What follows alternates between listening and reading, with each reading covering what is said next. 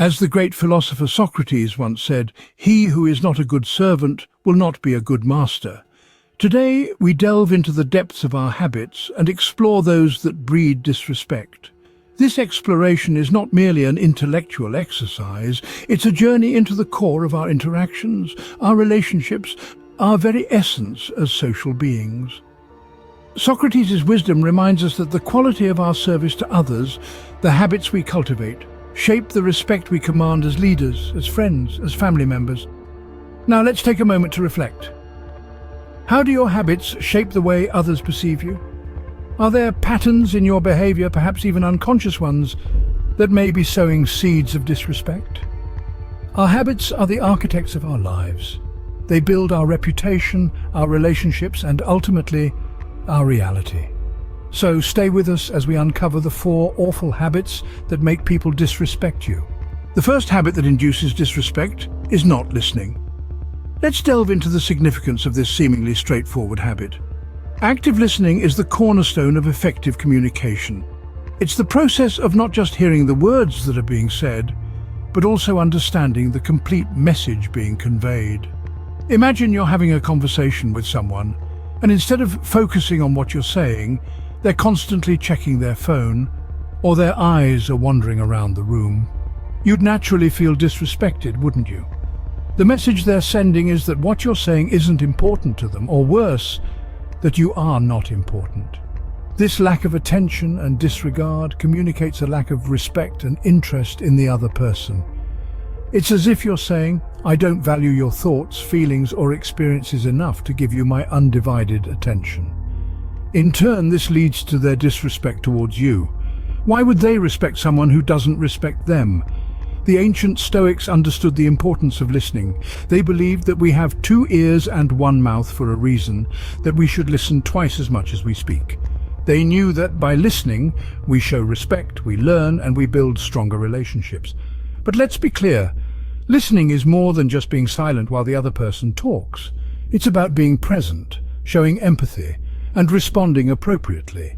It's about understanding, not interrupting, not preparing your response while they're still talking, but truly hearing them out.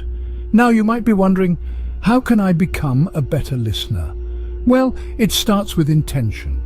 Make a conscious decision to listen more and talk less. Pay attention to the speaker, show that you're interested in what they're saying, ask relevant questions to show that you're engaged, and provide feedback to let them know you're understanding their point of view.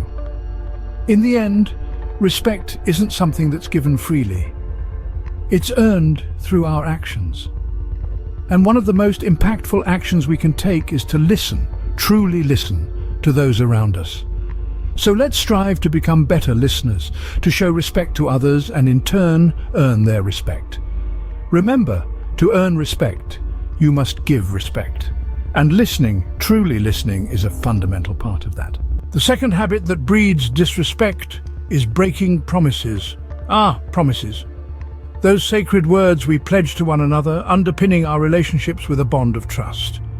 Yet when promises are broken, that bond weakens, trust erodes, and respect dwindles. Imagine a bridge, if you will. This bridge represents the trust between 2 people. Every promise kept adds strength to this bridge, fortifying it, allowing it to withstand the storms of life. But each promise broken is like a crack in the structure, a blow to its integrity. Over time, these cracks can lead to the collapse of the bridge, the disintegration of trust. Breaking promises is not merely about failing to deliver on a commitment, it's about demonstrating a lack of integrity, a lack of reliability. It sends a message that your words bear little weight, that your commitments can be cast aside when they become inconvenient. This breeds disrespect, for respect is built on the foundation of trust, credibility, and integrity. The ancient Stoics understood this well. They believed in the virtue of reliability, of honoring one's commitments. They held that our words and actions should align, that we should be as good as our word. This is not just a matter of moral principle, but of practical wisdom. For who will respect, trust, or rely on someone who fails to keep their promises? Let's be clear. We're all human. We err, we falter, we sometimes fail to meet our commitments. But there's a vast difference between occasional lapses and a consistent pattern of breaking promises. The former is a part of being human. The latter, a habit that breeds disrespect. So what's the antidote? It's simple, yet requires courage and discipline. Be careful with your promises. Make them sparingly, but when you do, honor them. Let your word be your bond. Show yourself to be trustworthy, reliable, a person of integrity. Trust once lost is hard to regain, so keep your promises and you'll keep your respect. The third habit that leads to disrespect is being ungrateful. This is a habit that gnaws at the very fabric of human relationships, eroding respect and goodwill. When we delve into the depths of ingratitude, we find ourselves in a place of scarcity, of lack, of perpetual dissatisfaction. In the grand theatre of life, gratitude plays a significant role. It's the art of acknowledging the good in others and appreciating their efforts, no matter how small. It's about recognizing the value of what we have instead of what we don't. It's the silent thank you that we whisper to the universe for all its bounties. But when we choose to be ungrateful, we're essentially saying that we don't value the efforts of others. We're undermining their contributions, belittling their sacrifices, and trivializing their kindness. We're showing a lack of appreciation and consideration for the people around us. Imagine being the person who constantly gives, only to have their efforts ignored or dismissed. It's disheartening. It's discouraging, it's disrespectful, and naturally people will start to withdraw their respect for someone who shows such disregard for their efforts. Ingratitude also has a way of reflecting poorly on us. It paints us as entitled, as individuals who believe that the world owes us something. It's a blight on our character, a stain that's hard to remove. It's a habit that's hard to break, but not impossible. The antidote to ingratitude, of course, is gratitude. It's about shifting our focus from what we lack to what we have. It's about recognizing the beauty in the ordinary and the extraordinary. It's about acknowledging the efforts of others and showing them that we value their contributions. When we practice gratitude, we're showing respect for others. We're telling them that we see them, that we appreciate them, that we value them, and in return they respect us. They see us as individuals who understand the value of relationships, who acknowledge the efforts of others, who appreciate the beauty in the world around us. Gratitude is not just a virtue, it's a way of life. And a life filled with gratitude is a life respected by others.